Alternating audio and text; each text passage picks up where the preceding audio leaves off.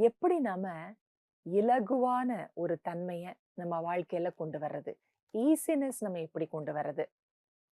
அதற்கு ஒரு சில விஷயங்கள் நம்ம கவனம் கொடுக்க வேண்டியிருக்கு. என்ன அப்படின்னா, ஒன்று நாம நம்முடைய ஒவ்வொரு வேலைகளையுமே எது முக்கியமானதோ, அதை முதல்ல நம்ம செய்து முடிக்கும் பொழுதே மனசுல ஒரு ஓய்வு வரும். அவ்வளவு முக்கியமில்லாத விஷயங்கள நம்ம கொஞ்சம் ஓரம் கட்டிடணும். இப்போ தேவையான முக்கியமான விஷயங்கள நம்ம முதல்ல முடிச்சுட்டோம்னாலே மனசு ஈஸியா, லேசா இருக்கும்.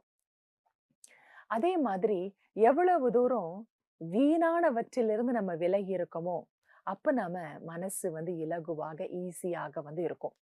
வீண் பேச்சு, வீணான விஷயங்களை பார்ப்பது, படிப்பது, அதை பற்றி பேசுவது, இதிலிருந்தெல்லாம் நம்ம விலகி இருக்கும் பொழுது, அந்த ஈஸினஸ் நம்ம லைஃப்ல வரும்.